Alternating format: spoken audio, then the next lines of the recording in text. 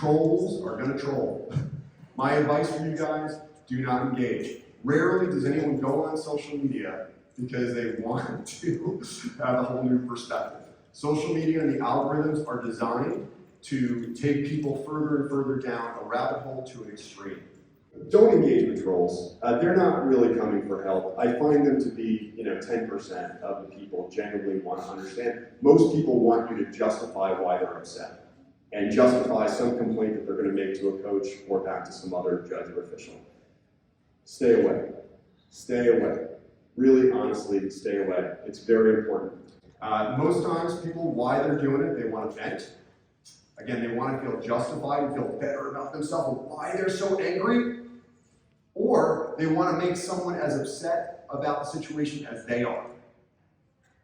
This one I find very interesting, where I've had parents complain to me, or I've had coaches complain to me, or players. They want to make me angry because they're angry about a situation. They want to make me upset about a situation too, which I find fascinating. The thing that I try and do is I try and remember they're not attacking me. If they do say something nasty about me, and let me tell you, I've been called every single day under the sun. So my videos get viewed like 5 million times a week. Do you think that there's someone who's going to go on there and say something nasty about me? All the time.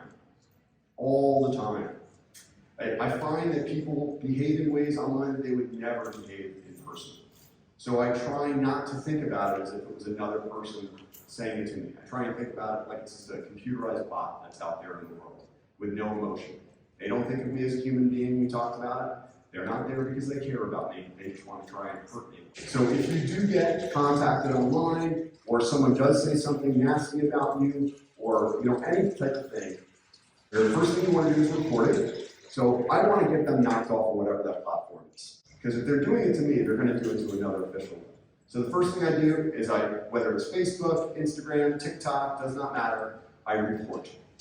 Because usually after 3 violations, they're gone, blocked, never be able to get on again under that profile or user. So I report it. The second thing I do is I block it so that they can't message me anymore. And then the third thing I do is I delete it. I don't want to see that. I don't want to have that come back and attack me anymore in my mind. So I report, block, and delete, and I highly encourage you to go through those steps as well. Again, it's the same thing about writing a report of a competition. That I don't know this person who's contacting me online, but I'm going to report them so they can't do it to others. I will say the canons that you have, I got this on your website, I thought were fantastic for social media. I just want to comment on a few of these things real quick. Just again, this whole idea that no one's perfect. I'm a big believer that if you act infallible, everyone will do everything possible to try and fail you.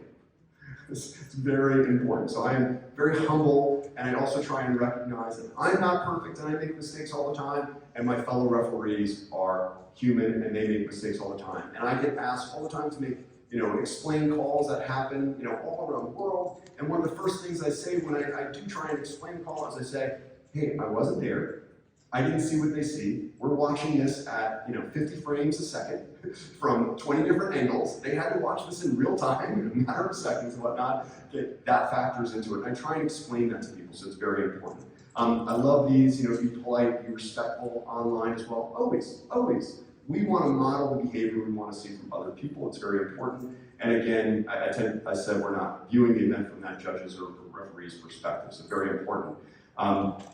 People are going to come to you and asking for your opinion. Again, push them back towards, that judge. I wasn't there that day. If you have a question, you've got an inquiry process that you can do. File that inquiry, and then you can possibly find some more. Try not to be a know-it-all. That's really annoying to your fellow officials as well. Not everyone may be at your level. You might not know as much as you think you do. Okay? Try not to be a know-it-all. Judges should never post anything that's disrespectful about coaches or spectators or for competitors or a school or an institution or anything. You need to know that everything you put down, even if it was like something you thought was in a private message board or a closed group, can go anywhere. Be aware. If it's online, it is everywhere. They are forever. They can never be fully erased. I think this is great advice for everyone. I know I personally, again, once my channel started to get really, really widely known, started to be quoted in articles and stuff, I went back through and I was like, that probably was not good. So I'm taking things down, but I guarantee there's a digital archive out there, which is very important. And then I never speak or post about specific matches that I've done or specific players or coaches or something, which I think is really important. This was the summary. I thought this was great. Be classy, not trashy. Always do the right thing. And if in doubt, don't say it. I just want to reinforce this.